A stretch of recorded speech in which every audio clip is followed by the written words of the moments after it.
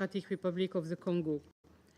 I wish to begin by congratulating the Democratic Republic of the Congo for its election as Vice President of the 80th session of the General Assembly and as a non-permanent member of the Security Council for 26 to 27. These milestones reflect the General Assembly's confidence in the leadership of the Democratic Republic of the Congo within the international community. Madame la Présidente. Madam President, the tensions do continue, but the front lines and negotiations are moving, opening up a path to peace.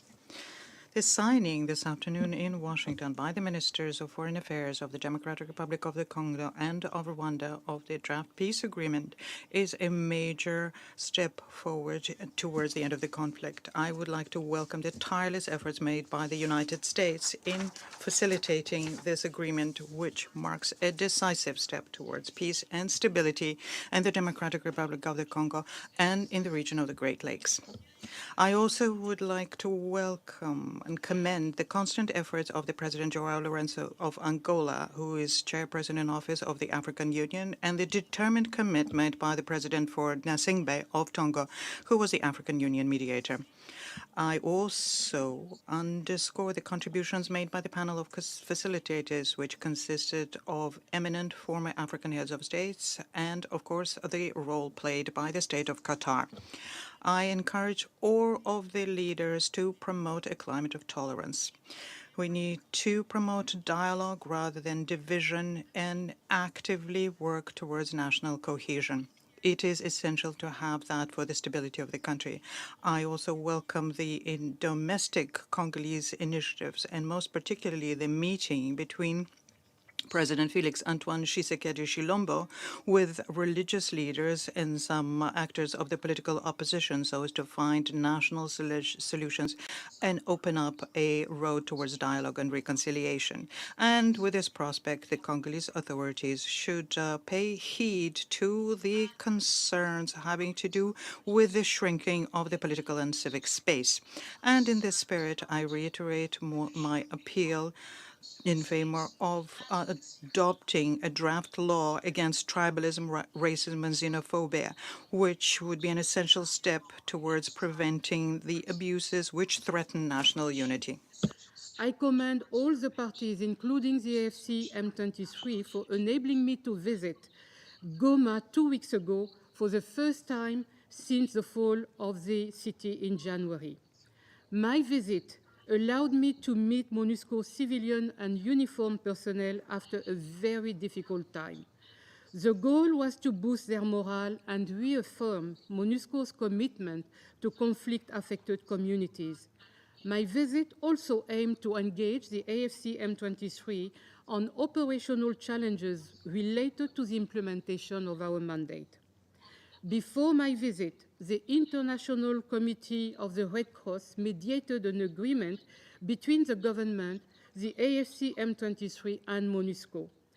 With the mission's logistical support, 1,359 unarmed members of the Congolese Defense and Security Forces and some members of their families who had been sheltering in Goma under our protection for 3 months were transported from Goma to Kinshasa. We continue to seek a solution for the civilian and unarmed elements who remain in our bases. In recent days, some progress has been made towards the lifting of restrictions on MONUSCO's ability to operate effectively. This includes easing of staff border crossing, the release of fuel trucks, and granting of access to the United Nations terminal at Goma Airport to assess its status. A potential first step towards the long-awaited resumption of rotations is scheduled to take place in early July. It will bring a major relief and moral boost to our peacekeepers. I am hopeful that these positive developments could lead to greater freedom of movement for the mission, predictable crossings for staff, as well as a seamless resupply of our peacekeepers and their rotation.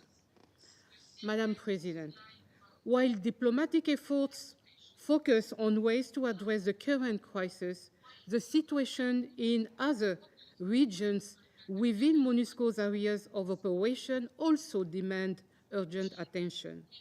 In Ituri province, retaliatory attacks by Codeco and Zaire armed groups have continued to affect villages and internally displaced person sites, leading to serious disruption of medical services for vulnerable populations. Two new armed groups have emerged, led by Innocent Kaina and Thomas Lubanga, both convicted of serious international crimes, including the recruitment of children. In North Kivu and Ituri, attacks on civilians by the ADF have decreased in recent months, yet their deadliness persists. The threat posed by the ADF has not diminished, but rather evolved, as the group is changing its strategy.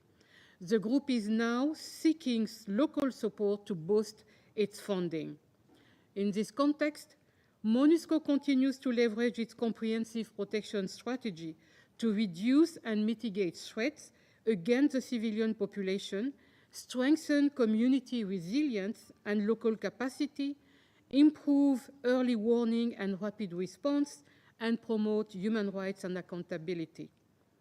This week, MONUSCO facilitated the second round of the Aru Peace Dialogue under the leadership of Ituri provincial authorities with the participation of Codeco, Zaire, and other armed groups.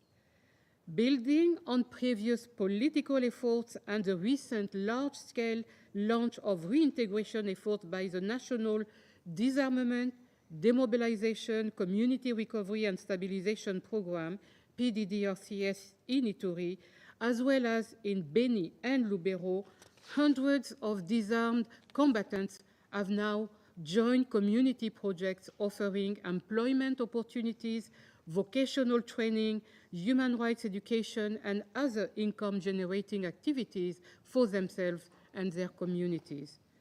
At the same time, MONUSCO is actively supporting justice efforts.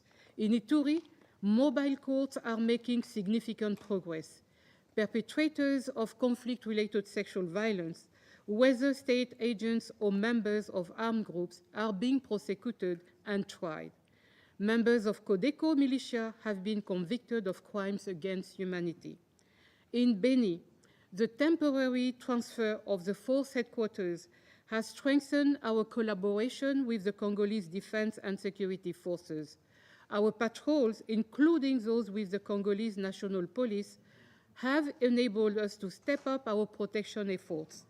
In some areas, this has enabled the return of institutions, public services, and above all, people to their fields and livelihoods. Madam President, violence in the east of the Democratic Republic of the Congo continue disproportionately impacting the women, boys, and girls. Rape and other forms of sexual violence are still being used systematically as a weapon of war. The healthcare facilities are very frequently targeted. Men and boys accused of having links with the opposing forces run the risk of being abducted, whereas the women and girls who have survived sexual violence see their access, which is crucial for them, to health care considerably limited. More than 290 schools have been destroyed this year throughout the DRC, particularly in the east of the country, and this deprived more than 130,000 children of learning. In Ituri, the cycle of violence keeps 1.3 million children outside of the educational system, and this particularly applies to girls. The humanitarian situation in the Democratic Republic of the Congo is untenable. Throughout the country, 27.8 million people are in situation of food insecurity, and about 1.4 million children are suffering from acute malnutrition. Approximately 7 million people have been displaced within the country several times, frequently, and principally because of violence. Insecurity, the closure of airports in Goma and Kavumu, and the blocking of the main routes seriously impede aid supplies. 12 humanitarians have been killed since the beginning of the year. The security crisis in the east of the country has aggravated the humanitarian situation, and we do not have sufficient means to respond to that. The suspension of funding coming from the main donor, which used to cover 70% of the humanitarian response in 2024, means that the humanitarian actors have to concentrate their efforts only on vital emergencies. We're now at the end of June, and the humanitarian response plan is only 11% funded. Given the deterioration of the humanitarian situation and the drastic reduction of funding, I call upon the international community to act without delay. We have to guarantee the resources on which millions of lives depend. Is complicating the disengagement and the transition of the mission, to which we remain fully committed when conditions allow. The path to lasting peace in the Democratic Republic of the Congo requires shared responsibility. It demands collective action. In this regard, I thank the Peacebuilding Fund for supporting joint United Nations efforts. In conclusion, Madam President, I am encouraged by progress made to reach a political solution to the recurring cycles of conflict in Eastern Democratic Republic of the Congo. MONUSCO continues to stand ready to support these efforts, sustained by the decision and the will of this Council, and I thank you. I thank Ms. Keita for her briefing. I now give the floor to Ambassador Kanu. Madam President, distinguished colleagues, I have the honor to deliver a statement in my capacity as Chair of the Security Council Committee established pursuant to Resolution 1533 concerning the Democratic Republic of the Congo. Since I last provided an update on the work of the committee on 30th September 2024, I would like to take this opportunity to provide a brief overview of my visit, together with a number of committee members, to Angola, the Democratic Republic of the Congo, Uganda, and Rwanda between the 14th and 25th November 2024. Madam President, my visit in November 2024 was the 7th visit by the chair of the committee to the Democratic Republic of the Congo since 2015. While my predecessors had last visited Uganda and Rwanda in 2022, it was the first visit to Angola by the chair of the committee. The visit also included a very useful stop in Goma, which had not been possible in the previous visits. The visit took place in a climate of regional tensions and intense diplomatic effort led by the President of Angola, the African Union designated facilitator. The territorial expansion by the sanctioned armed group Movement the 23rd March, M23, with reported external support, and the establishment of de facto administrative structures in the territories controlled by the group coincided with the report of increased support for other armed groups. In addition, the sanctioned entity, Allied Democratic Forces, continue to pose grave threats to the civilian population. Overall discussions during the visit focused on the impact of the sanctions regime, the work of the group of experts, the Luanda and Nairobi processes, the security situation in Eastern Democratic Republic of the Congo, armed group activities and support networks, the illegal exploitation and trade of natural resources, and human rights violations and abuses, including sexual and gender-based violence and violence against children. Throughout my engagement, I reiterated the Security Council's condemnation of all armed groups operating in the Democratic Republic of the Congo, as well as foreign military support provided to M23 and other armed groups, and support provided to armed groups such as the Force Democratique de Libération du Rwanda, FDLR. I reiterated the Council's full support for the mediation effort through the Luanda process, led by the President of Angola, and stressed that sanctions measures are not intended to be an act of coercion, but are envisaged as part of the Council's tools to positively change conflict dynamics. I also reiterated the Council's call for enhanced cooperation between all states, particularly those in the region, and the group of experts pursuant to Resolution 2738. In connection with human rights abuses and violations, it was reported that the ADF, the M23, the Wazalendo groups were the primary perpetrators. Representatives of civil society organizations and internally displaced persons provided dramatic first-hand accounts of attacks against civilians, killings, and the destruction of villages.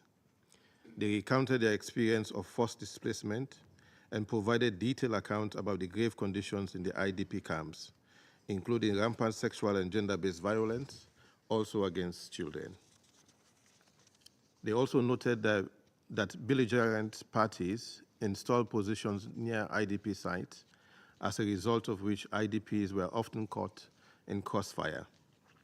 The government of the Democratic Republic of the Congo and some civil society actors expressed doubt about the scope of the current sanctions measures in place, suggesting that they did not target decision makers with the ability to meaningfully influence the situation in Eastern Democratic Republic of the Congo. They also pointed to a lack of awareness and understanding of the sanctions measures, emphasizing the need for public sensitization and communication campaigns in the Democratic Republic of the Congo. Concerning the implementation of the sanctions regime, the government of the Democratic Republic of the Congo acknowledged challenges in enforcing the sanctions measures stemming from the lack of government control over parts of the country. In addition, the Democratic Republic of the Congo authorities and some civil society representatives pointed out that sanctioned individuals move freely in neighboring countries despite the sanctions imposed on them. The government of Uganda reported that it had no information about the presence of sanctioned individuals in Uganda. The government of Rwanda informed that no activity by sanctioned individuals reportedly residing in Rwanda in connection with the sanctioned entity M23 was known to the authorities. Regarding the Rwanda process, I had reports on the harmonized plan for the neutralization of the FDLR and the disengagement of forces, as well as on continued clashes between armed groups despite the 30th July 2024 ceasefire agreement between the Democratic Republic of the Congo and Rwanda. In this connection, various stakeholders throughout the visit expressed support for leveraging sanctions as part of the Security Council's toolkit to accompany and positively influence diplomatic efforts and political processes. On the exploitation of natural resources, various stakeholders in the Democratic Republic of the Congo reported about the systemic extraction, taxation, and transportation of minerals, in particular from the mining site of Rubaya. In Uganda and Rwanda, the authorities inform about their efforts to comply with and implement the relevant traceability and certification mechanisms. Madam President, in closing, I wish to once again thank the government of Angola, the Democratic Republic of the Congo, Uganda, and Rwanda for the support extended to the visit, which provided an important opportunity to obtain first-hand accounts concerning the effective implementation of the sanctions measures. Thank you, Madam President. I thank Ambassador Kanu for his briefing. I now give the floor to those council members who wish to make statements. I give the floor to the representative of France. Merci, Madame. Thank you, Madam President. Madam President, I would like to, first of all, the special representative of the Secretary General and our colleague, the permanent representative of Sierra Leone, who is chair of the 1533 Committee, Ambassador Fellow, for their briefings. And I would like to express the support of France to MONUSCO. And of course, Ms. Keita. We are meeting, Madam President, as a decisive moment for the region. The conflict in the East has been raging for several decades. In the wake of the taking of Goma and Kavu by the M23, we adopted a resolution, 2673, and imposed sanctions. Today, a peace agreement was signed between the Ministers of Foreign Affairs of the Democratic Republic of the Congo and Rwanda in the presence of the Secretary of State of the United States. France welcomes this step forward. We commend the signatories who have shown political courage. We thank the United States for their decisive contribution to peace in the region. We also welcome the joint efforts that contribute to that, starting with the commitment by the President of Angola, Mr. João Alonso. The Luanda process was decisive for obtaining the result we're witnessing today. It's now up to the Council to encourage this trend with three priorities in mind. First of all, the signing of the peace agreement has to be translated into tangible and visible progress on the ground. And this starts by the cessation of hostilities in a verifiable way that is upheld. This also means the reopening of the airport of Goma to allow comprehensive, safe and unimpeded humanitarian access. This also means moving forward in the implementation of Resolution 2673 and making sure that it's being comprehensively implemented. This also applies to the withdrawal of the Rwanda forces from DRC, stopping the support to the armed groups, and it's important to make sure that MONUSCO can work fully to implement its protection of civilians mandate. Through its presence and its capacity, they are in a position to accompany the implementation of the agreement, and pressures against it have to be ended, as well as impediments to its freedom of movement. Positive signs have been there. We have seen them, and the special representative have described them. Nonetheless, we are hoping that all of the restrictions will be lifted, starting with those restrictions that have to do with the troops. The attacks against blue helmets are unacceptable and can be considered war crimes.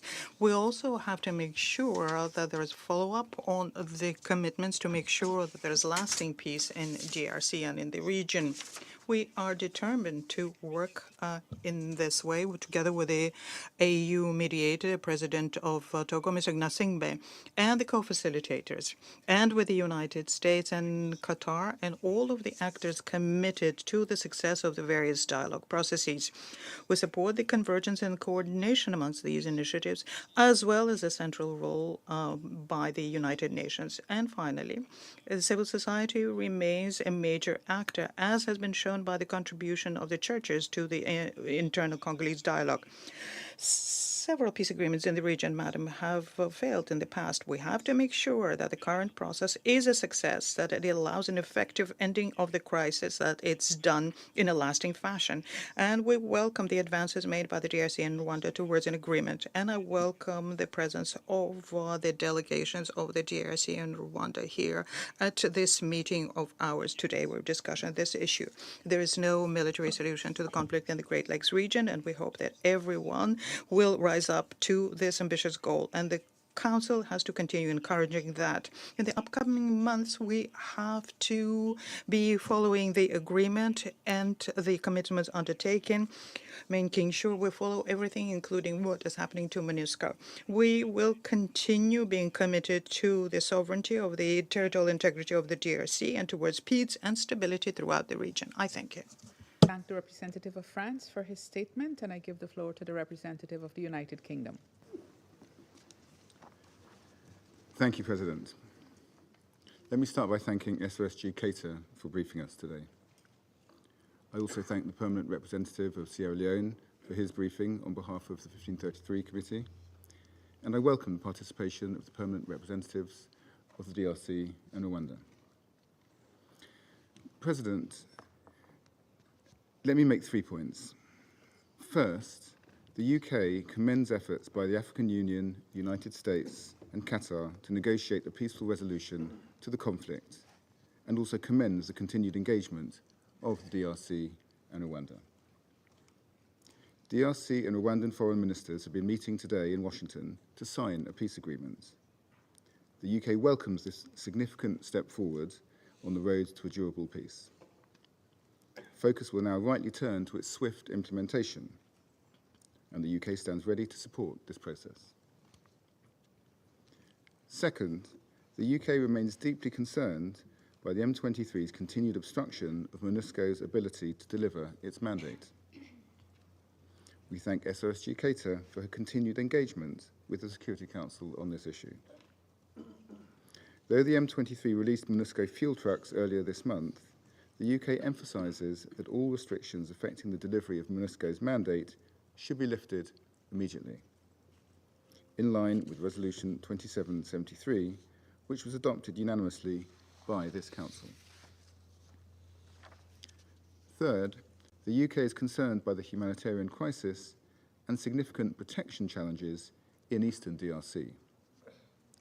We remain committed to supporting the most vulnerable. To this end, my Foreign Secretary announced an uplift of over $18 million in UK support to the humanitarian response in eastern DRC during his visit to Kinshasa earlier this year. We are also alarmed by the continued reports of summary executions and sexual violence. According to UNICEF, a child is reportedly raped every half hour in eastern DRC.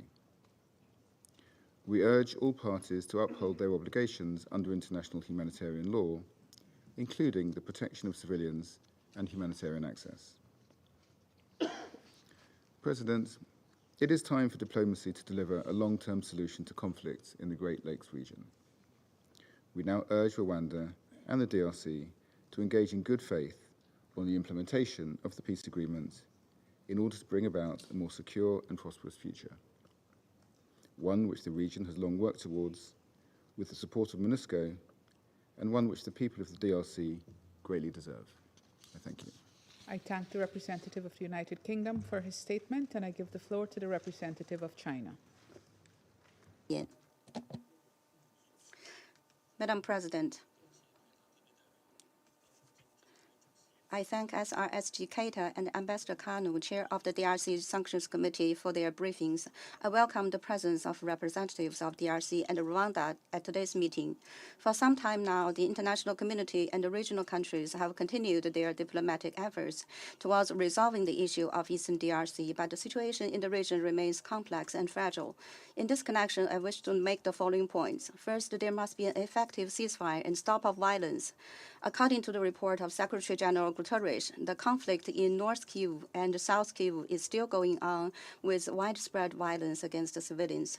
China calls on all parties to the conflict to fully implement Security Council Resolution 2773 by achieving an effective ceasefire and stop of violence, ending the attacks and the violations against the civilians, especially women and children, and protecting civilians and their property. Second, there must be a commitment to sincere dialogue and negotiations. China welcomes the ongoing peace dialogue between DRC and Rwanda and takes note of the peace agreement signed by the two sides. China commends AU, EAC, SADC, and other sub-regional organizations for their long-standing efforts to ease the situation and supports the continued mediation role of regional mechanisms. Countries outside of the region should be genuinely committed to peace in Eastern DRC and refrain from taking advantage of the situation for their own interests. Third, every effort must be made to alleviate the humanitarian crisis. The ongoing conflict in Eastern DRC has displaced more than 1 million people, forcing large numbers of refugees into repeated displacement and leaving them without reliable access to food, water, and other basic necessities. The humanitarian funding shortfall has further exacerbated the situation on the ground. China urges the M23 and other relevant parties to unconditionally guarantee humanitarian access and to reopen Goma and Kavumu airports and other critical access routes as soon as possible. The international community should step up its humanitarian assistance to the region, provide the population with basic necessities, and support the rehabilitation of infrastructure, including educational and medical facilities damaged during the conflict. Fourth, mandate the implementation by the peacekeepers must be guaranteed. According to the UN Secretariat, MONUSCO has faced severe restrictions on fuel imports and personnel movement. As MONUSCO is a peacekeeping operation authorized by the Security Council, China calls on the relevant parties to fully lift the relevant obstacles and to provide maximum facilitation for the implementation of the mission's mandate. China notes SRSG Keita's recent visit to Goma for consultations with relevant parties and will continue to support her and the relevant UN agencies in their work. Madam President, Not long ago, the ministerial meeting of coordinators on the implementation of the follow-up actions of the Forum on China-Africa Cooperation was held in China, during which Foreign Minister Wang Yi met with foreign ministers of DRC and Rwanda respectively to exchange views on the situation in Eastern DRC and actively work to facilitate peace talks. China stands ready to continue working with the international community towards an early end to the conflict and the restoration of peace and tranquility in Eastern DRC. Thank you, Madam President. I thank the representative of China for his statement, and I give the floor to the representative of Sierra Leone. Thank you, Madam President. Madam President, I have the honor to deliver this statement on behalf of the A3+ members, Algeria, Guyana, Somalia, and my own country, Sierra Leone. We thank the Special Representative of the Secretary General, Madam Bintou Keita, for an informative and comprehensive briefing on the situation in Eastern Democratic Republic of Congo, and we acknowledge the report of the Secretary General. We welcome the participation of the DRC in today's meeting and warmly congratulate our sisterly country on its election as a non-permanent member of this Council for the 2026-2027 term. We also welcome the participation of Rwanda in this meeting. Madam President, we are meeting at a very critical moment for the conflict in Eastern DRC. The Secretary General's report underscores the evolving security, political, and humanitarian challenges facing the country. At the same time, we acknowledge the significant efforts being made to stabilize the situation on the ground. Since the Security Council last met to consider the situation in Eastern DRC, there have been notable developments towards peace and stability. In this context, allow me to highlight the following 5 points. First, we express our strong support for and solidarity with the brave men and women serving with MONUSCO under the UN flag in an extremely challenging operational environment. We urge this Council and all regional and international partners to ensure that MONUSCO personnel are fully supported and empowered to carry out the mandate entrusted to them by this Council. In this regard, we welcome SRG Keita's leadership in a recent visit to Goma and a direct engagement with the MONUSCO personnel. Continued support to MONUSCO is essential for effective mandate implementation. We commend our proactive engagement with the leadership of M23 AFC during that visit. Dialogue with relevant parties remains a critical pathway to peace. We also commend the role of the International Committee of the Red Cross in facilitating dialogue between MONUSCO and M23 AFC as part of a broader effort to alleviate the humanitarian situation. We welcome the safe departure of over 1,500 FARDC and PNC personnel from Goma, which the efforts of the ICRC helped to facilitate. Second, the A3+ welcomes and commends the constructive role of the United States in bringing together the DRC and Rwanda for the signing of a peace agreement. We equally express appreciation to the State of Qatar for its facilitation of dialogue, including between the two leaders. We acknowledge and commend the efforts of His Excellency President Flore Nassimbe, President of Togo, in his capacity as the African Union appointed mediator for the DRC-Rwanda engagement, supported by the panel of 5 former African presidents who are serving as peace facilitators. We further recognize the valuable contributions of other countries supporting a peaceful resolution of the conflict in Eastern DRC. We are hopeful that the signing of today's peace agreement will inject renewed momentum into the pursuit of peace and stability in the region. We urge both the DRC and Rwanda governments to remain steadfast in their commitment and to build on this progress. Third, the A3+ is encouraged by emerging momentum towards an inter-Congolese dialogue aimed at addressing the root causes of the conflict. However, we remain concerned by the continued shrinking of the political space, which risks undermining efforts to build national cohesion and trust among political actors. We call for inclusive and positive engagement with all stakeholders in the DRC. In this regard, we acknowledge the important role of the National Episcopal Conference of Congo, CENCO, in fostering national dialogue. Fourth, we note the recent visits of the Chief of Defense Staff of the Uganda military and his engagement with his Congolese counterpart to advance their joint operation against the Allied Democratic Forces. While M23 AFC often dominates focus, the ADF, with its link to a global terrorist network, continues to inflict violence and suffering on civilians in Ituri and northern Kivu. Continued collaboration between Uganda and the DRC remains critical to addressing this threat. Fifth and finally, we reiterate our deep concern about the worsening humanitarian situation in the DRC. Ongoing violence by armed groups has left over 10 million people facing acute food insecurity, while humanitarian actors encounter severe access constraints. We appeal to the international community to urgently support the humanitarian response plan, which remains critically underfunded. The A3+ reminds all parties that international humanitarian law imposes clear obligations to protect civilians during armed conflict. We urge all actors to fully respect international humanitarian and human rights law. In particular, we call on the M23 AFC to allow unimpeded access for MONUSCO and humanitarian organizations. We further call on the international community to scale up its support to humanitarian operations in the DRC. In conclusion, Madam President, following the signing of today's peace agreement between the DRC and Rwanda, the A3+ urges all parties to uphold their commitment and continue on the path towards durable peace and security in the DRC. We reaffirm our full solidarity with the people of the DRC and their inalienable rights to live in peace within their own country. We further reiterate our call for the full respect of the sovereignty and territorial integrity and independence of the DRC and all states in the region. And I thank you. I thank the representative of Sierra Leone for his statement, and I give the floor to the representative of Panama. Muchas gracias, Presidente.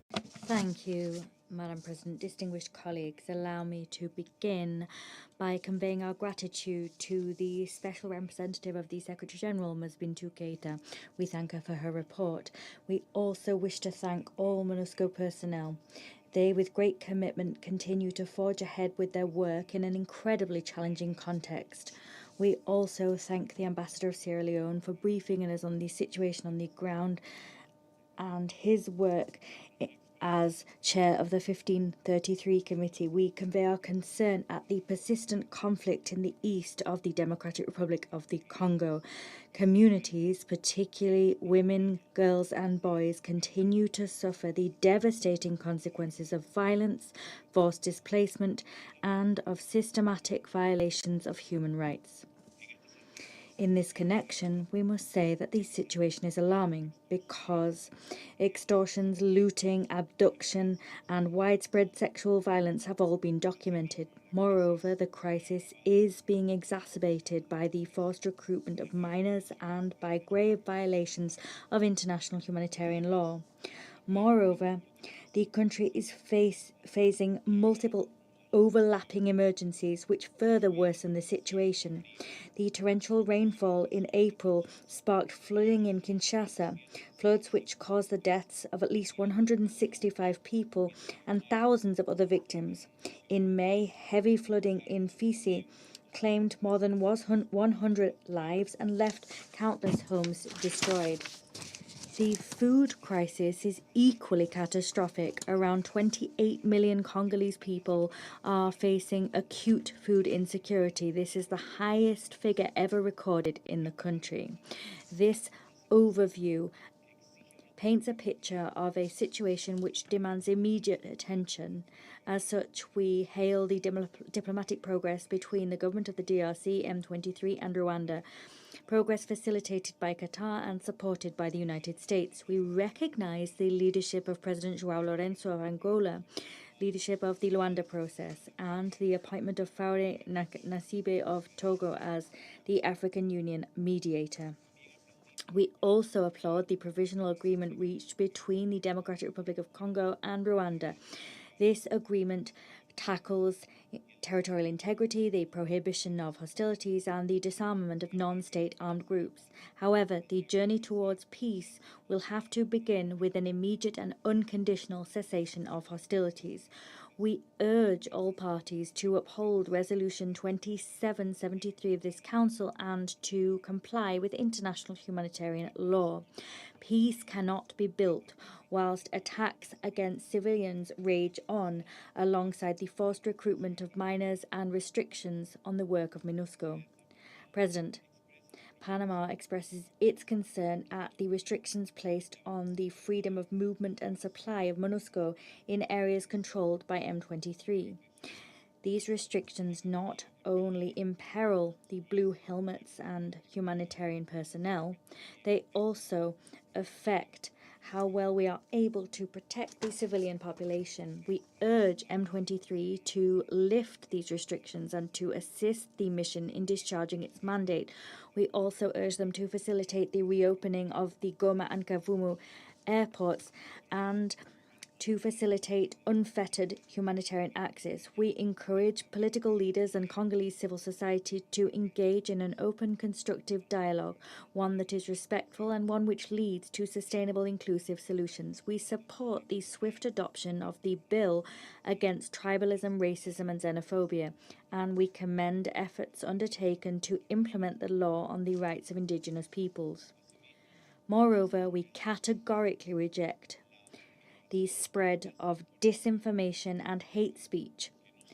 These phenomena not only cause the social fabric to fray, but rather they also make it more difficult for MONUSCO to discharge its mandate. Madam President, we take note of the fact that the planning of the withdrawal from areas under M23 control has suspended, and we also note the reprogramming and rechanneling of activities towards community protection, the monitoring of human rights, and assistance to vulnerable populations.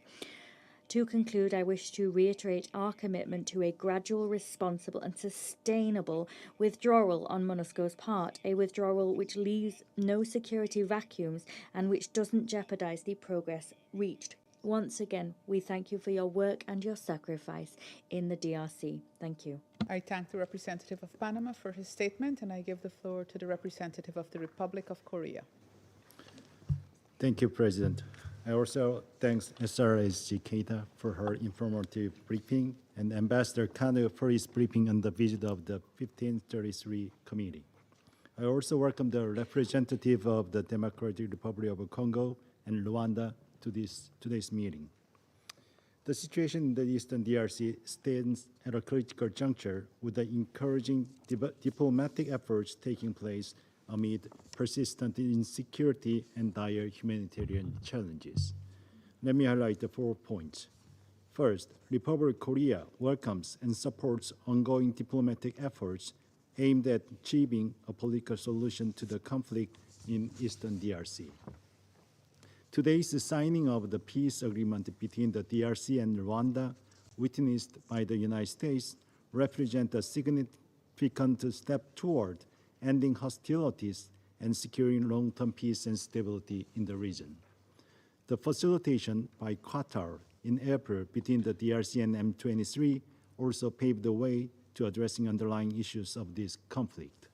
We also look forward to the continued engagement of the AU designated mediator, President Nasangbe, and the 5-member panel of the EAC and SADC co-facilitators. We hope their efforts will yield tangible progress in enhancing coordination and coherence among various actors supporting peace in Eastern DRC. To this end, complementarity and alignment among all these diplomatic efforts would be essential to ensure a successful resolution of this conflict. We also call on both DRC and Rwanda to fully uphold their commitments made through these diplomatic efforts. This brings me to my second point, the deeply concerning and persistent insecurity in Eastern DRC despite such encouraging developments. The security situation in the periphery of the Goma continues to remain volatile as M23 carries out atrocious activities to consolidate control over its occupied areas. The situation in Grand Nord and Ituri is no more different, with the ADF, Codeco, Jair continuing to pose a significant threat to the civilians. The violence by all parties involved has resulted in an alarming scale of human rights abuses and violations as confirmed in recent findings of the OHCHR fact-finding mission. The use of sexual violence as a weapon of war, particularly against children, reportedly at the rate of one child every 30 minutes, is horrifying.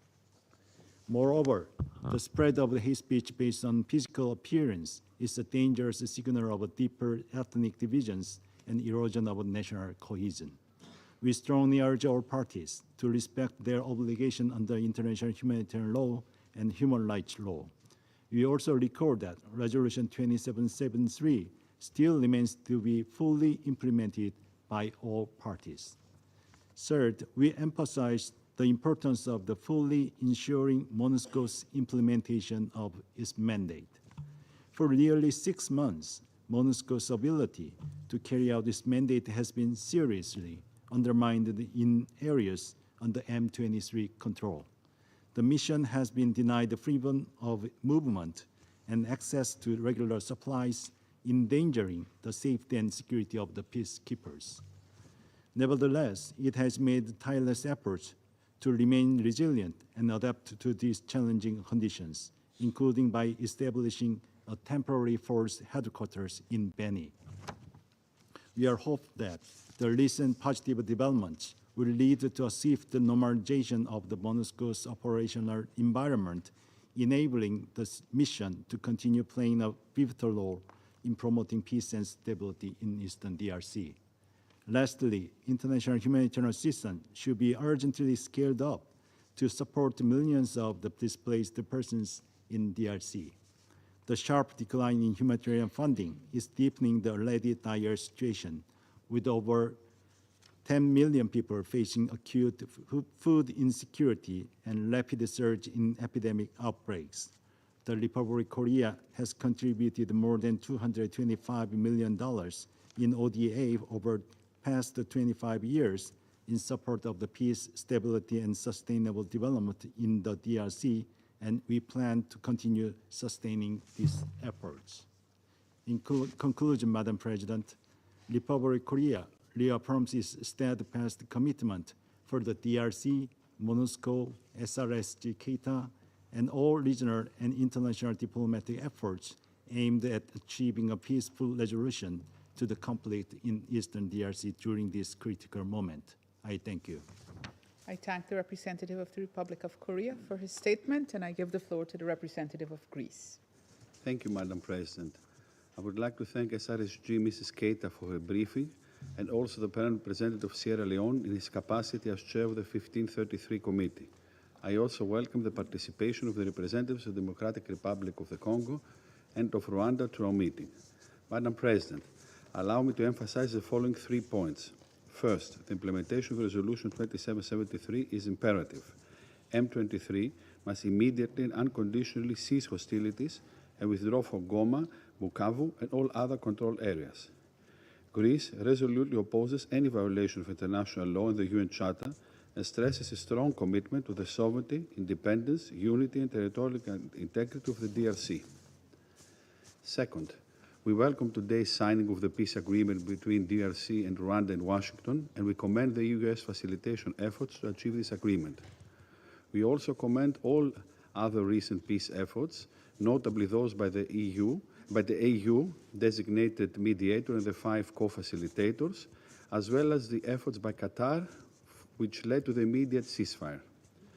Third, the Resolution 2773 reiterates the Council's full support to MONUSCO, which is acting within its mandate and is doing critical work at the DRC, in particular protecting the civilians, ensuring continued implementation of the MRM on children and armed conflict, and addressing urgent needs. MONUSCO's movement should be unobstructed and its work should be unimpeded. All parties must respect international humanitarian law and ensure unrestricted humanitarian access. We emphasize one more our strong commitment to the safety and security of MONUSCO's personnel. Lastly, we are deeply concerned about the grave humanitarian security consequences of the continuing M23 offensive, both in North and South Kivu, that have led to a further mounting increase of IDPs. We strongly condemn all forms of human rights violations committed both by armed groups and state agents, as presented in the SG report, abuses, violence against civilians, peacekeeping, humanitarian and medical personnel, sexual and gender-based violence, and human trafficking. We are particularly concerned about the grave violations and abuses committed against children, human rights, notably large-scale recruitment and use of children, abductions, killing and maiming, and shocking levels of sexual violence, as UNICEF stated to this Council last April. All continuing verified grave violations and abuses committed against children must hold, and all parties must uphold the obligations under international humanitarian law and international human rights law.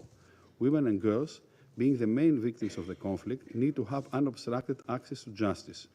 We welcome the steps taken by the DRC government to hold perpetrators of grave violations against women and children accountable.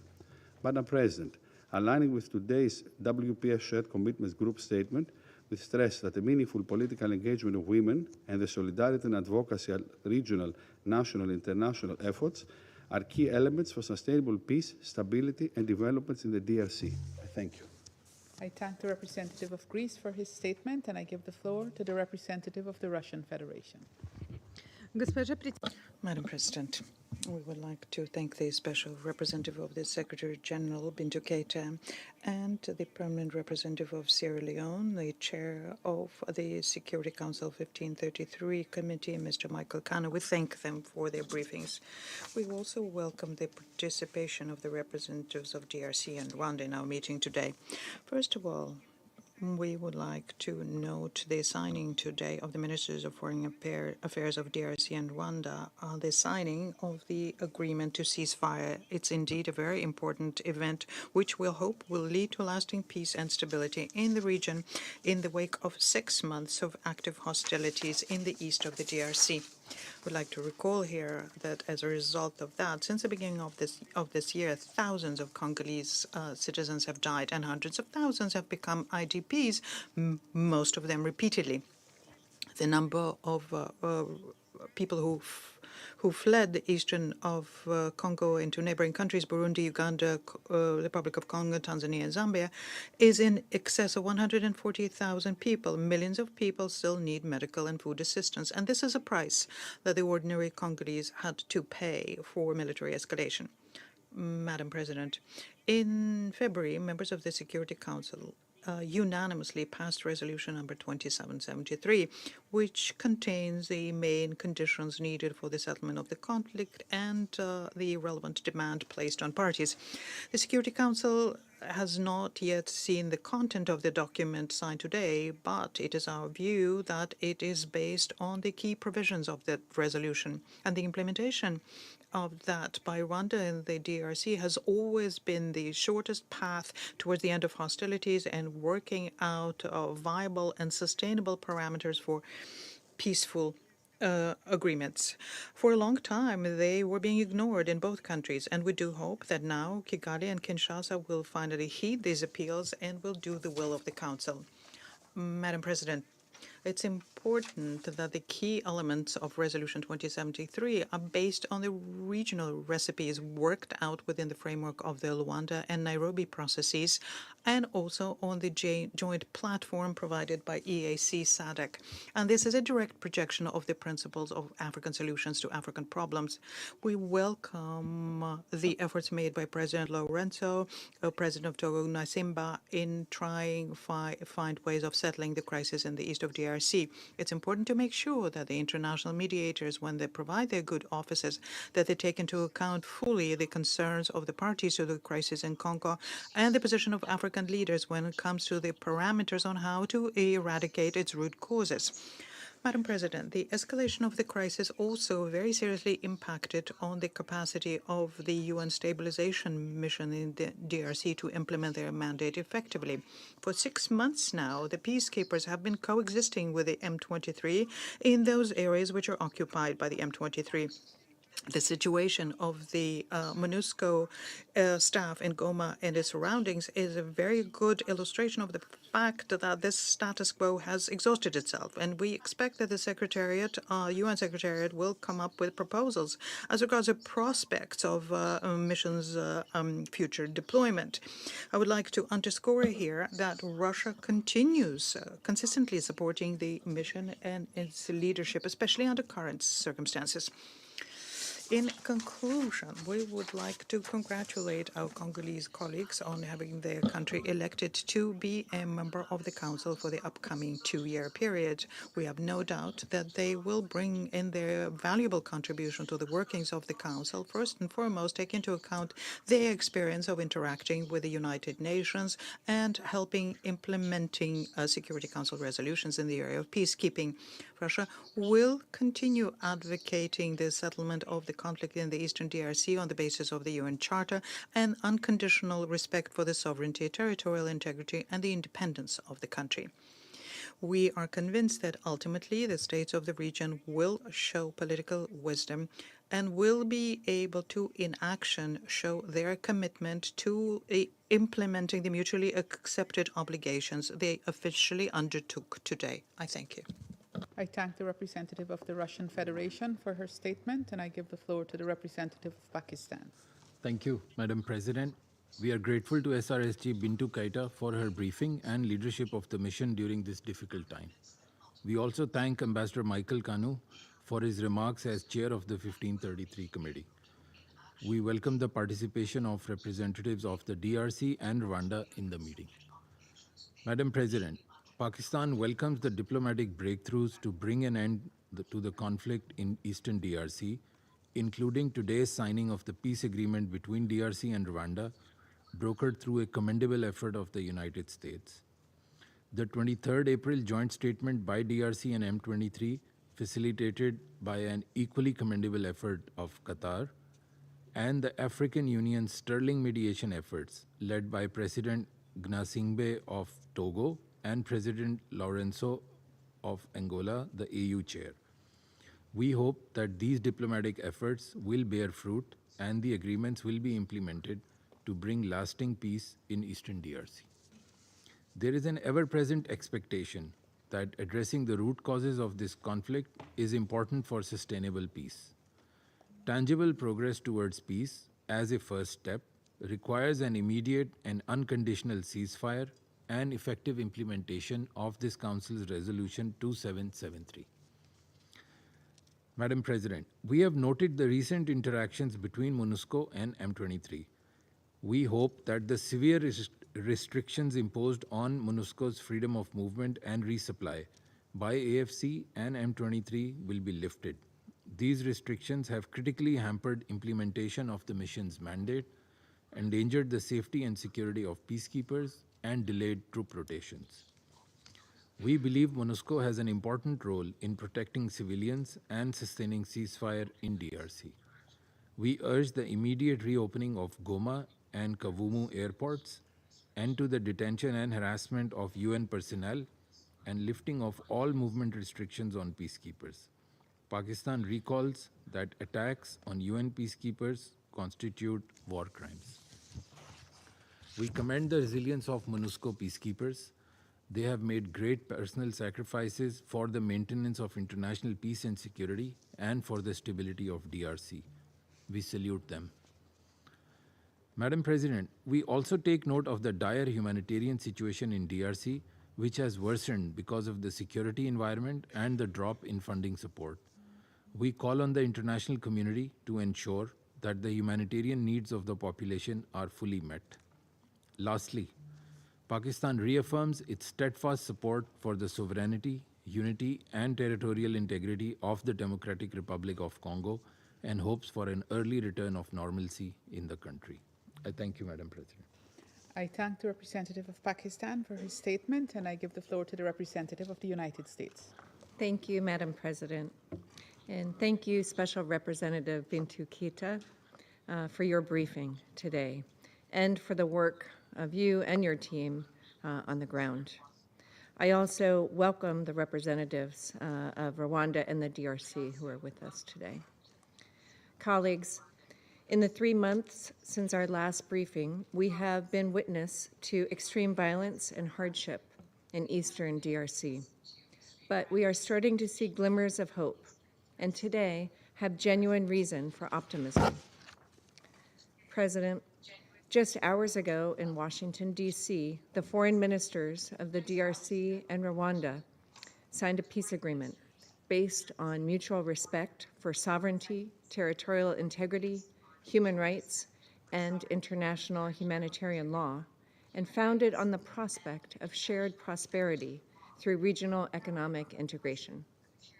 This development is a major accomplishment.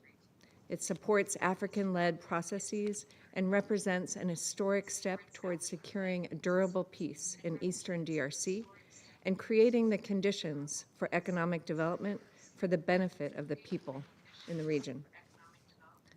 Just as the causes of this 30-year conflict are complex, the solutions are intricate and layered. Today's agreement weaves together complementary regional and international initiatives that will be essential to successful implementation. We thank the African Union and Togo for leading regional diplomatic efforts, and we thank Qatar for leading negotiations between the DRC and M23. While we celebrate today's diplomatic breakthrough between the DRC and Rwanda, we recall that the situation on the ground across eastern DRC remains highly volatile. Violent conflict and humanitarian crises are ongoing as armed groups continue to sow instability in the region and beyond. Against this challenging backdrop, MONUSCO has remained a constant and constructive presence, one that continues to make life-saving contributions to the security of Eastern DRC through unparalleled expertise, analysis, and access. But, Madam President, obstruction of MONUSCO directly undermines these contributions. We call on the parties to abide by their agreement to support, facilitate, and promote MONUSCO's ability to carry out its mandate. We regret that for nearly 2 months, M23 blocked MONUSCO from accessing fuel and that it has continued to prevent MONUSCO from rotating its troops. Now more than ever, to support implementation of the peace agreement, MONUSCO must be empowered and enabled to execute the tasks that we, the Security Council, have given it. We laud the delicate operation resulting in the transfer of 1,000 Congolese military and police under MONUSCO's protection in Goma since January. We also recognize MONUSCO's direct interventions to protect civilians and support peace in Ituri province and in the Grand Nord. Madam President, the United States is proud to have supported the parties in securing today's peace agreement, a testament to the priority we place on African-led processes. This agreement joins a growing list of peace deals negotiated by President Trump and his administration, including Iran, Israel, and India, Pakistan, and we look forward to promoting future negotiations that bring about an end to unnecessary human suffering. As we recognize this momentous step toward regional cohesion and lasting stability for the benefit of the Great Lakes region, let us work together to see it through to full implementation. I thank you. I thank the representative of the United States for her statement, and I give the floor to the representative of Denmark. Thank you, Madam President. And let me join others in thanking you, Special Representative Keita, for your briefing, and through you, the men and women of MONUSCO, who are operating under extremely difficult circumstances and whose efforts we highly admire and support. We also thank Ambassador Kanu for his 1533 chair statement. Madam President, the situation in Eastern DRC remains critical. Allow me to raise 4 key points. First, Denmark welcomes the signing of the peace agreement today between the DRC and Rwanda and facilitated by the United States.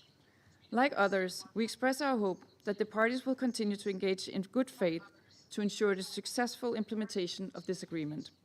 Similarly, we remain hopeful that the parties will engage meaningfully in the ongoing talks in Doha.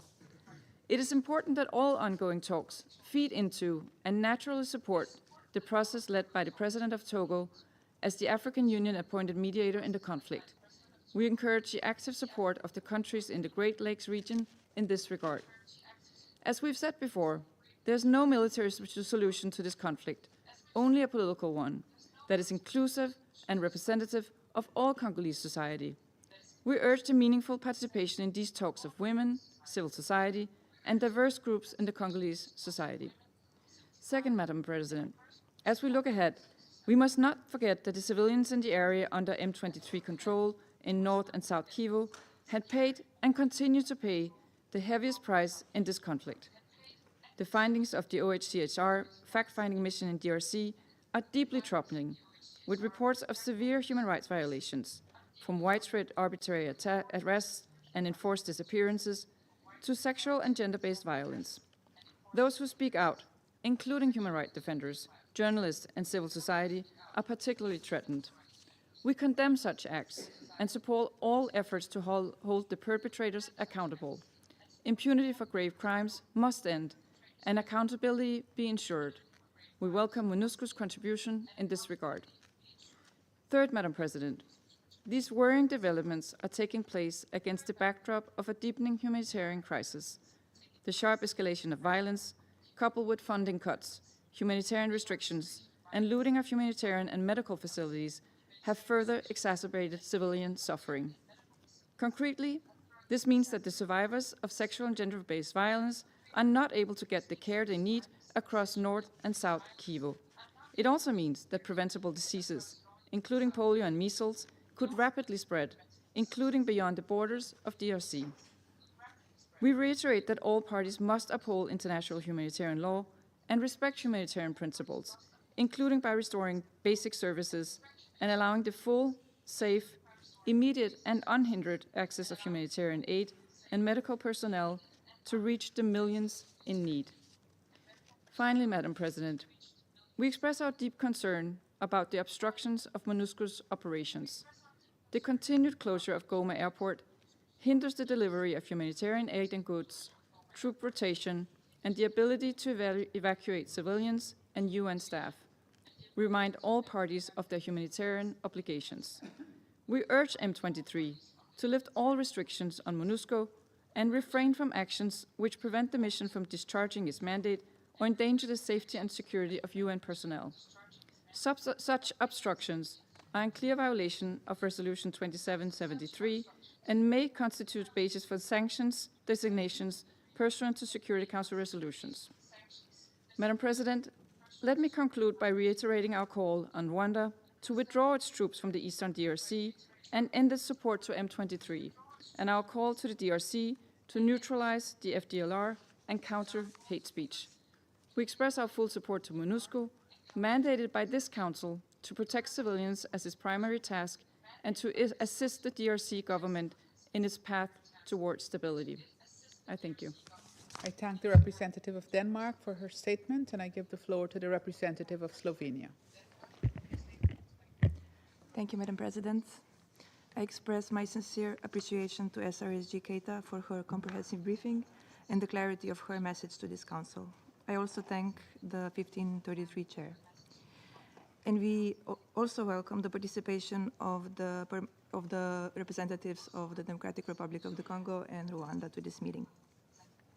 We are deeply concerned by the ongoing conditions under which MONUSCO is operating in M23 occupied areas, as highlighted in the latest report by the Secretary General. The advance notification requirements, the imposition of restrictions and fees on the delivery of vital goods, especially fuel, constraints on the movement of supplies, and the impediments placed on uniformed personnel, all of this is unacceptable. This Council has made it clear in Resolution 2773 that any attempts to undermine MONUSCO's ability to implement its mandate will not be tolerated. M23 must lift, without delay, all impediments to MONUSCO's operations. While we acknowledge recent reported indications of willingness to ease certain measures, these steps fall short of what is required. Additional strain posed by delays in the rotation of contingents further complicates the mission's ability to effectively implement its mandate. In this regard, we note MONUSCO's engagement with AFC M23, including SRSG's Keita recent visit to Goma, as part of ongoing efforts to address challenges and help facilitate the reopening of Goma Airport. We commend the mission's efforts to reinforce security around its bases, safeguard its personnel, and protect unarmed civilians sheltering on its premises. Madam President, We are encouraged by the increased momentum in mediation processes and initiatives led by the region, the US, Qatar, the AU-appointed mediator, and other partners towards durable peace in the Eastern DRC and the wider Great Lakes region. We commend the DRC and Rwanda for their engagement towards peace, resulting in today's signing of the peace agreement under the US-led mediation, which we welcome. We commend both countries for these steps.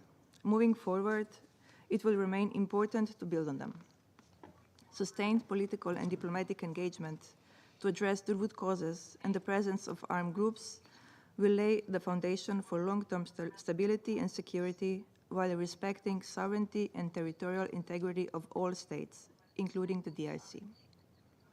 We emphasize the need and recognize efforts to align and coordinate mediation initiatives to complement peacebuilding and to provide unified support for the effective implementation of agreements reached.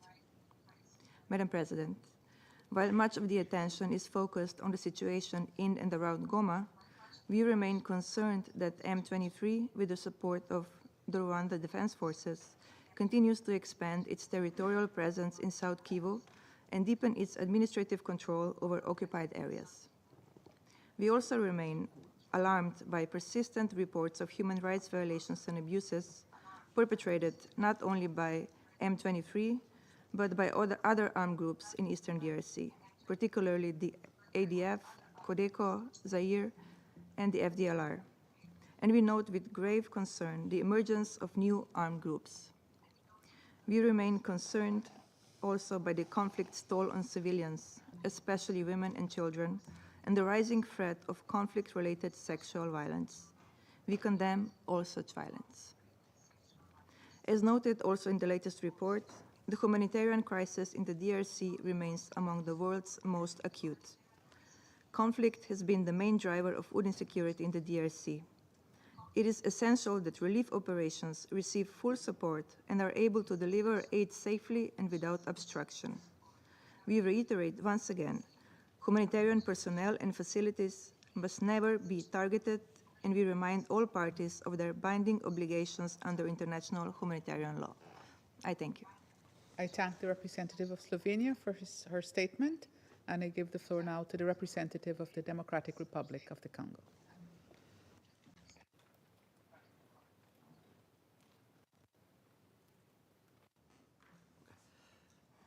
Merci. Thank you, Madam President. Madam President, as we move to the end of your term as Security Council President, my delegation has the pleasure and the honour of congratulating you on the excellent work done throughout your mandate. And we wish to express our satisfaction to you at seeing a friendly country, Guyana, presiding over this Security Council briefing on the situation in my country, the Democratic Republic of the Congo. I wish to take this opportunity to pay a tribute to the Secretary General of the United Nations, His Excellency Mr. Antonio Guterres, for his steadfast commitment to restoring peace in my country. Allow me also to welcome here among us Ms. Bintou Keita, Special Representative of the Secretary General and Head of MONUSCO. I wish to thank her for her clarity and the relevance of the information with which we have just been furnished. Madam President, my delegation has taken note of the Secretary General's report on the United Nations Organization Stabilization Mission in the Democratic Republic of the Congo, issued as document S/2025/403 and dated the 20th of June 2025. Your Council is seized of that report. Its content raises remarks and concerns on the part of my delegation, and I wish to share those with you now. To begin, we must underscore that the security situation in the eastern region of my country remains characterized by the continuation of the Rwandan aggression. The troops deployed in support of the AFC/M23 elements continues to be illustrated by the massacres of civilians, the raping of women and young girls, forced recruitment of young boys, and other violations of human rights and international humanitarian law. The latter seen namely through the impediments placed on the reopening of humanitarian corridors and the international airports of Goma and Bukavu. On the ground, the Congolese people living in the eastern and southern regions of the DRC are not able to physically reach their brothers in Goma, Bukavu, Rutshuru, Bunaga, and their brothers there continue to buckle under the yoke of occupation. The RDF M23 AFC coalition continues its headlong rush to expand and is conquering territory, expanding its reach in Luinja, Kaziba, Katoga, and Twaginza, while at the same time threatening the city of Uvira, sitting on the border with Burundi in South Kivu. This reprehensible expansion is being conducted in flagrant violation of the relevant provisions of the operational paragraphs 2 and 8 of Resolution 2773. What's more, this partnership continues to strengthen the establishment of a parallel administration by appointing new authorities in Goma in North Kivu and Bukavu in South Kivu.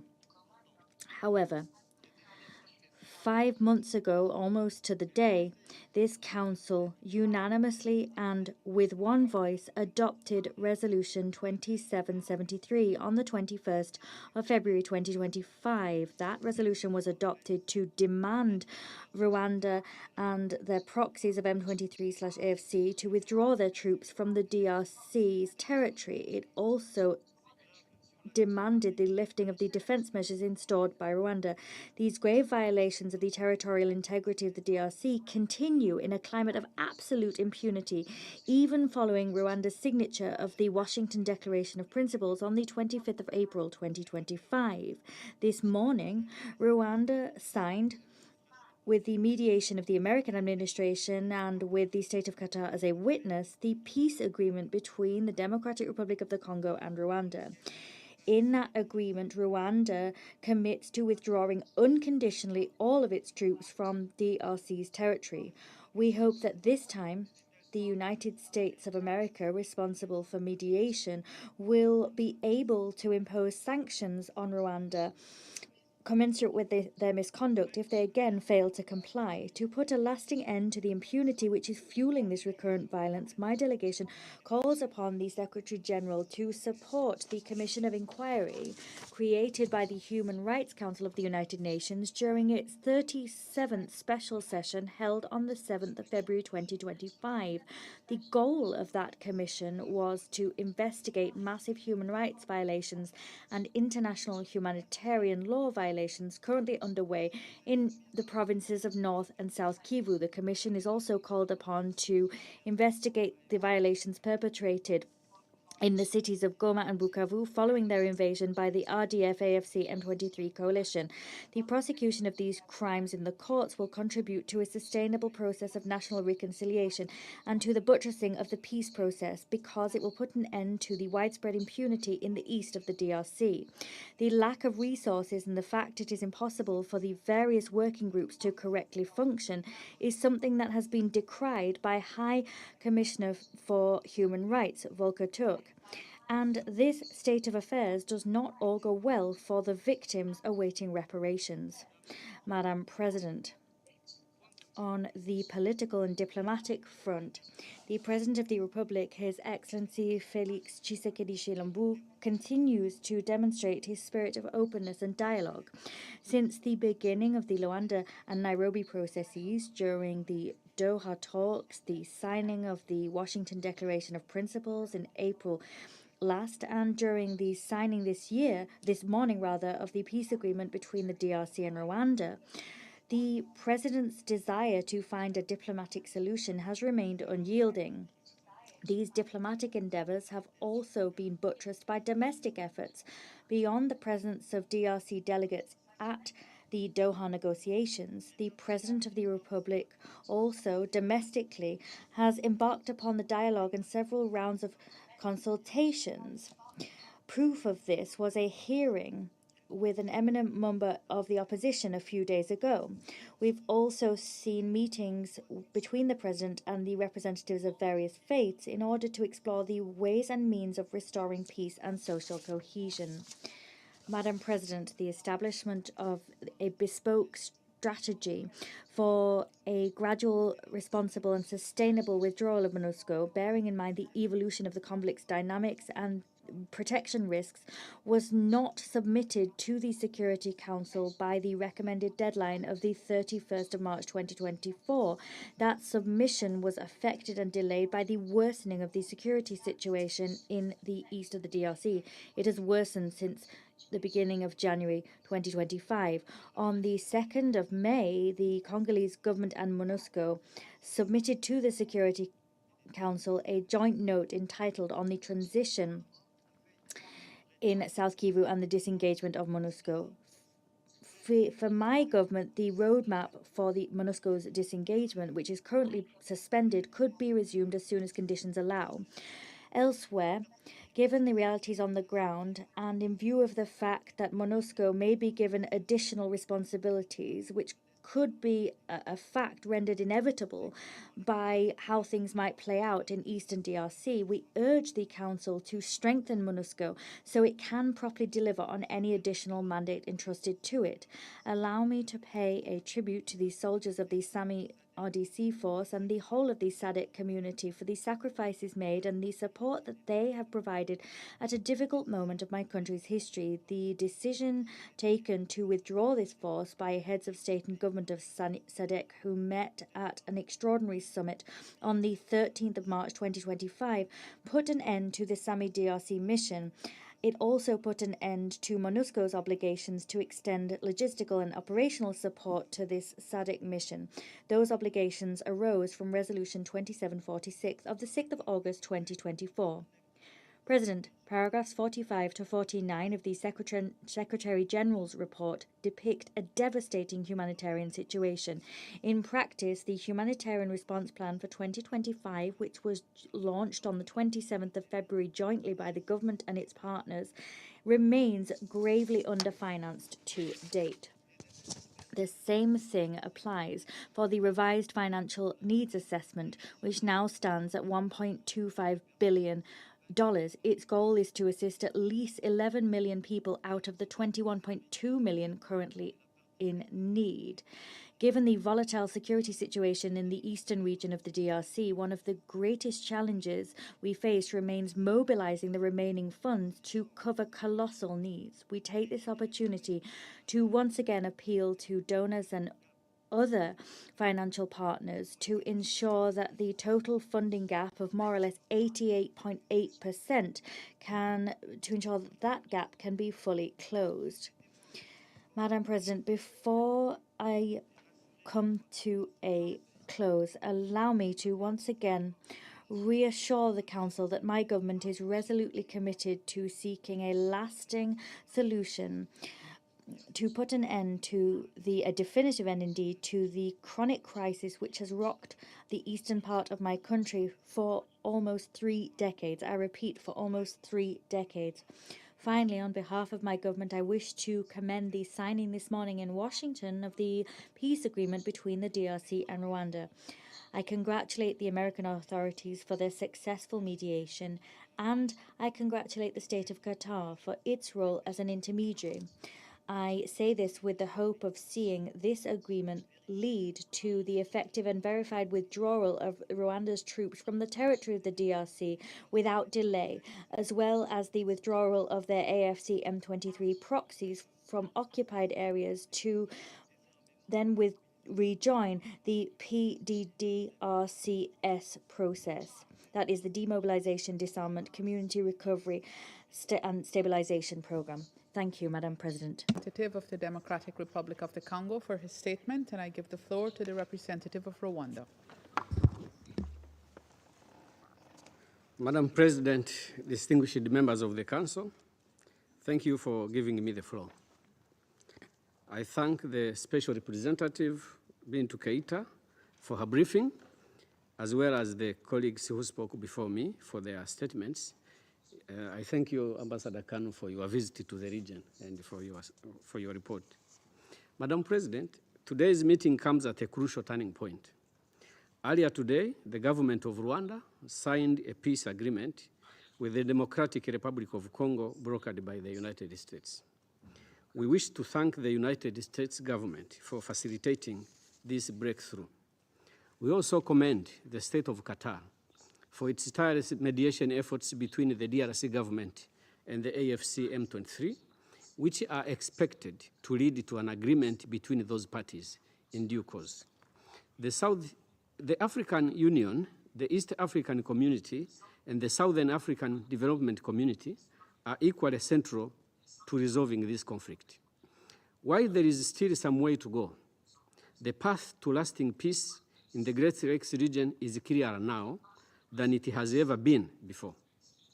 An important part of today's agreement is the provision for the parties to form a standing joint security coordination mechanism whose first order of business will be to oversee the implementation of the concept of operations for the neutralization of FDLR and the lifting of Rwanda's defensive measures as approved under the Rwanda process in November last year.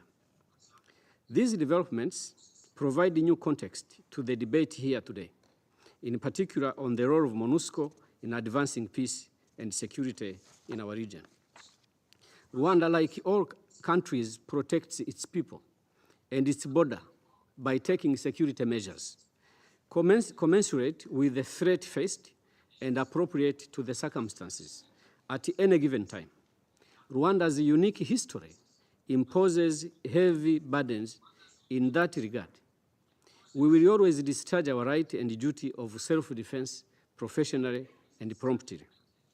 In the situation before us, the defensive measures are directly linked to a specific threat that is well known to the Council, and that is the FDLR, remnants of the forces that carried out the genocide against the Tutsi in 1994, and that continues to pursue the genocidal intent and ideology. It is not Rwanda alone which defines FDLR as a threat to the international peace and security. It is this Council as well. Resolution 1493 of 2003 called for the neutralization of FDLR. This was followed by Resolution 1509, 1533, 1552, 1649, 1698, 1807, 1856, 1896, 1925, 1991, 2053, 2078, 2198, 2293, 2409, 2511, 2765, and of course, 2773. All these resolutions defining FDLR as a threat to peace and committing all these resolutions defined FDLR as a threat and committed MONUSCO to address it. 20 resolutions over the period of 22 years, and I may have overlooked some of them. It never happened. This long and consistent record demonstrates that the international consensus on FDLR's threat is not in dispute. What is lacking is not clarity, but action. But it is not too late.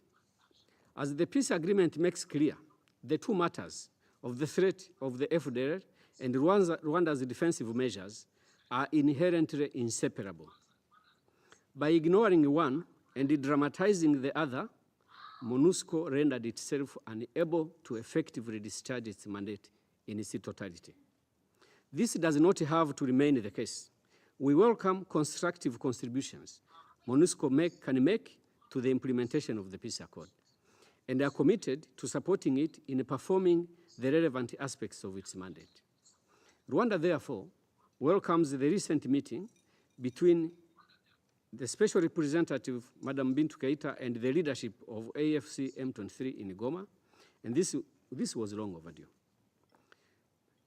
The Special Representative, Madam Keita's engagement marks a constructive step forward and reflects what Rwanda has long encouraged, direct dialogue, and to foster mutual understanding and address issues openly. MONUSCO can only be effective if it maintains trust with all parties, and the mission's efforts should be focused on supporting all such initiatives aimed at bringing about peace. Instead of acting on these repeated council mandates, MONUSCO has at times appeared to demonize any force or government that insists on implementing them.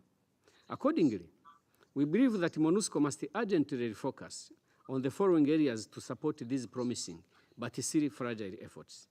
First, by impartially prioritizing the protection of civilians. Second, by playing a constructive role in facilitating dialogue among all relevant actors. And third, by ceasing the amplification of politicized narratives that undermine confidence. It is a positive development that the mission has finally begun to engage with AFC M23 constructively. This shift is essential to building the trust and confidence needed on all sides to sustain meaningful dialogue and progress towards peace. We call on MONUSCO to tone down the rhetoric and end public attacks, and instead focus on working and engaging in supporting the fragile but credible diplomatic initiatives underway. Rwanda remains convinced that a negotiated political solution is the only responsible and viable path, particularly in light of the history of the Great Lakes region.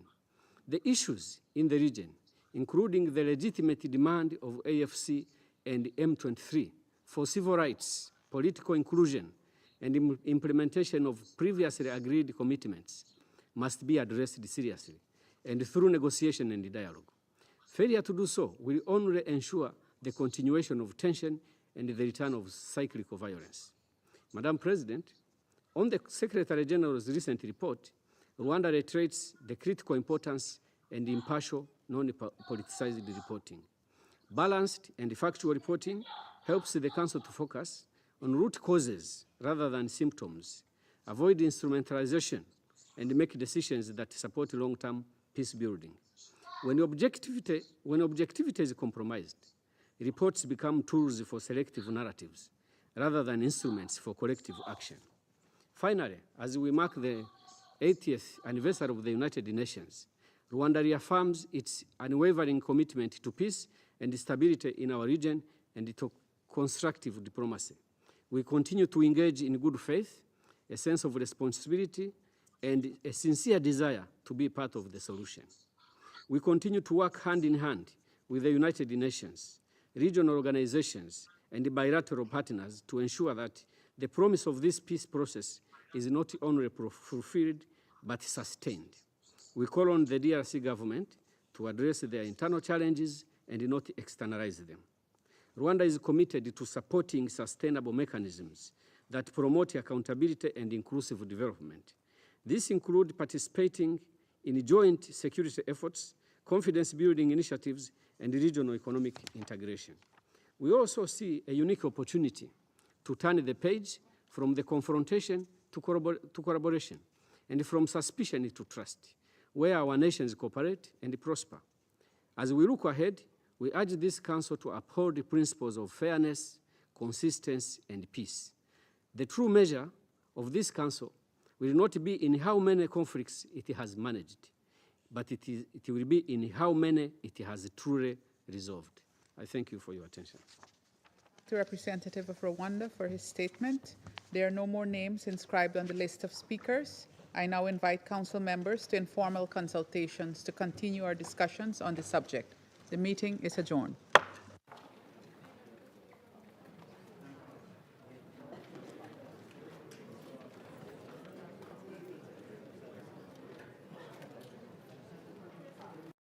Continue focusing on the implementation of the rights of indigenous women and girls based on the instruments we have, both the Convention on the Elimination of All Kinds of Discrimination Against Women, the UN Declaration on the Rights of Indigenous Peoples, the very important General Recommendation number 39 on the rights of indigenous women and girls. There is basically no negotiation that is not relevant for indigenous peoples. We are affected by all decisions taken in this world, and it should be so that we naturally have a seat at the table